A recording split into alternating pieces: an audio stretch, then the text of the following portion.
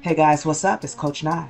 Welcome back to Boot Camp, where we talk about any and everything that deals with the self-love and healing, which is the trinity of fitness, your spiritual, your mental, and your physical. That is the foundation of the boot camp. Starting from that point, that is where we learn to grow and be the best version of ourselves. And our whole agenda is operating in purpose. So are you operating in purpose? Are you doing what you're supposed to be doing? When God told you to open that business, when God told you to tell your testimony, when God told you to do a thing, did you do a thing, or did you question God about everything? See, a lot of times we like to question God about a lot of things, everything. We question God about everything. We'll ask him one thing, and then behind that ask, we're going to throw out 20 questions. How is it going to get here? What is it going to look like? And oh, we have demands too. I don't want it this way, and don't bring it this way, and make sure because someone told me in church to be specific when I pray. So I'm telling you right now, I want a man, but I want him to look like this. I want a woman, but I want her to talk like this. I need this and I need that, but you not even healed yourself. But this is another story for another time. Let's talk about purpose. See, when God told you to open that business, you had questions. When he told you to tell your testimony, you had questions. When he told you to move, you had questions. See, the reason why you have questions because you have little to no faith, right? Because even with the faith of a mustard seed, as I teach you, that mustard seed is just, it's really, really tiny, but it is compacted with all your destiny, like it's already destined to be a thing. So you plant that seed is already destined to be how many feet tall, how many branches, how much oil, all this is already destined to be a thing. So you, the mustard seed that's within you, you're already destined to be a thing. So how dare you go to God, ask him, and then tell him how to bring it to you when you're the vessel?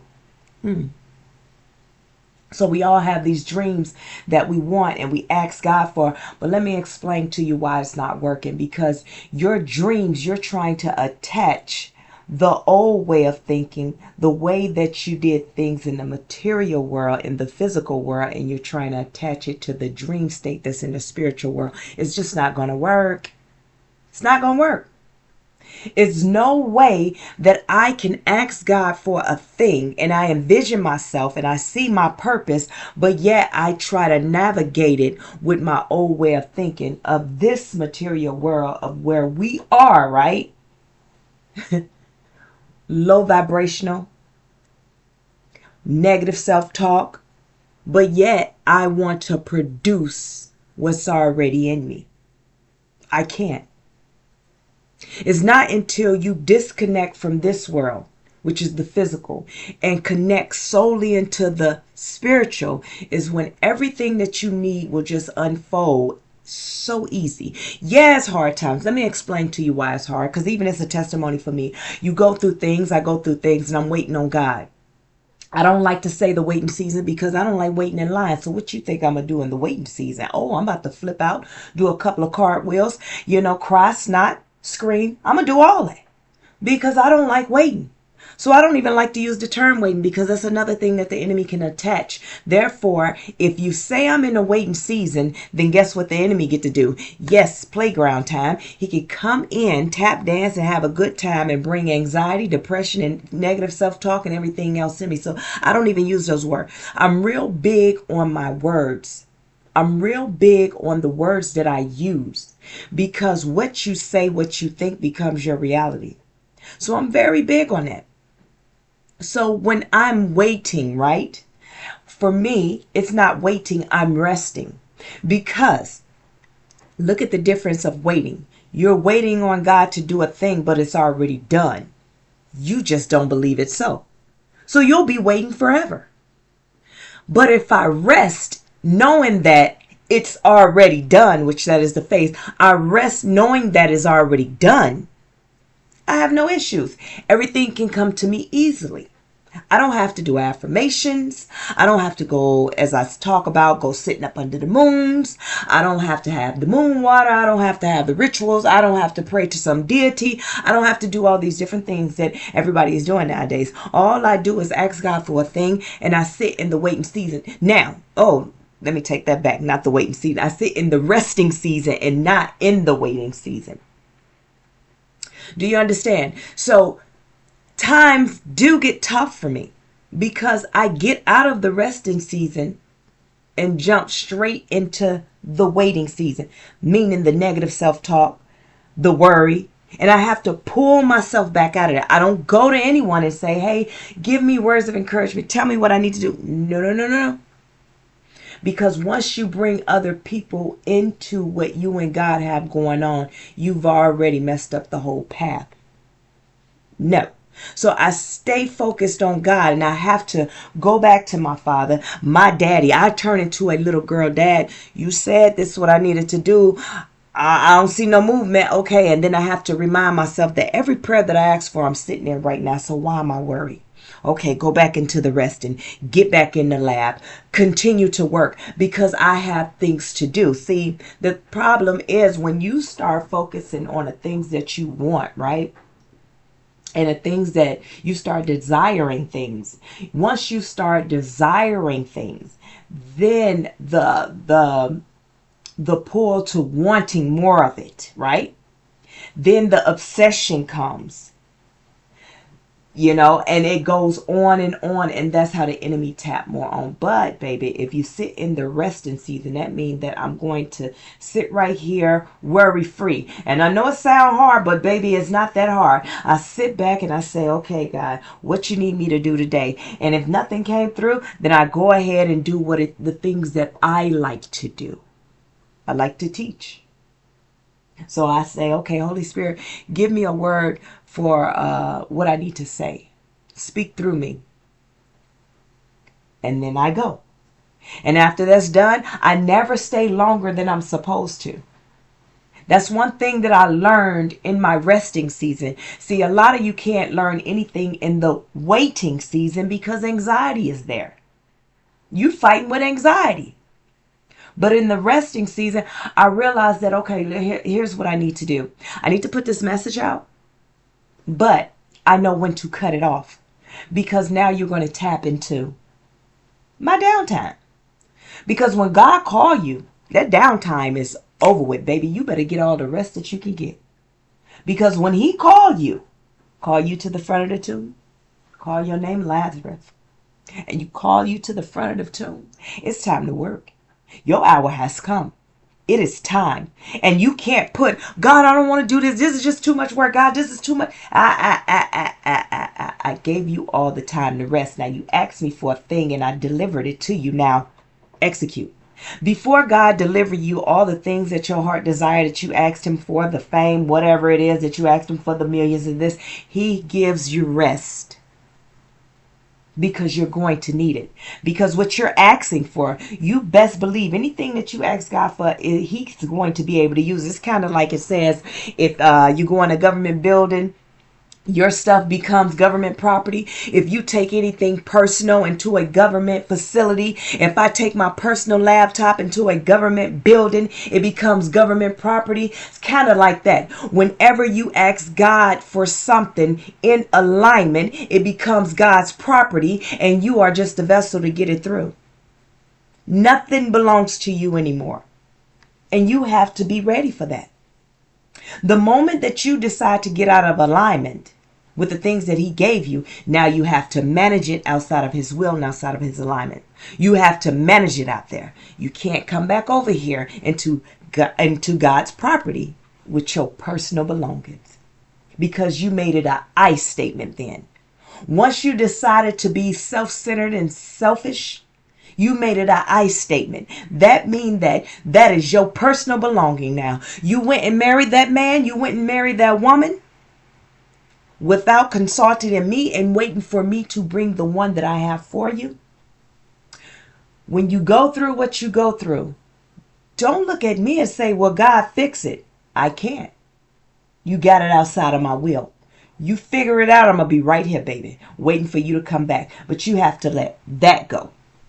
I can't help you if you're attached to that. It's kind of like I'm bringing you heaven on earth, but you want to bring Satan himself. Does that make any sense? You ask God for something that you feel is going to be so beautiful and you don't have it yet. Well, why would I give you heaven if you're going to bring hell in it? So what I want to ask you today, what is it that's stopping you from getting to your dreams? Let go of the physical and get into the spiritual. It's impossible for your dreams to come true and you're still attached to the physical. And I'm not talking about like the worldly things, because listen, we live in the world. It doesn't matter. You have this person that love to listen to rap, and you got this person that love to sing R&B. You got this person, but that does not say that they don't love God. That's a whole nother story. We'll talk about that another time. But what I'm trying to say is you're still good enough to ask your Father for a thing and it be a thing. He'll teach you along the way. Listen, I'm going to be honest. I had the worst case of cussing. Boy, I just liked it. I don't know what it was about. I don't know. Maybe it was because I was military. Maybe that's what it was. I was just free with it. Spew it out just like that. But a couple of weeks ago, God let me know, hey, pipe down. Enough. I looked at it like this. Okay, cursing is... The word is aggressive, but you can use this simple word and make it aggressive. It's just like cursing. That was just my thing. That's how I looked at it. But it doesn't matter how I look at it. In order for me to get to my dreams, I have to let go of the physical. So I said, okay, God, I'm about to get rid of this and I'm going to work on me, because where he's sending me and where he has me right now, I'm in a crowd of people that is some people that just don't curse. It doesn't matter if I'm just saying a little simple. It just doesn't matter. My physical cannot fit in my spiritual, meaning my purpose. So now that I've stepped fully in my purpose, baby, I'm not going to say it was a struggle, with the cursing thing. It was just who I was, right? However, I believe where he has me right now, it's my time. It's my time. And he wants to make sure that I have the longevity.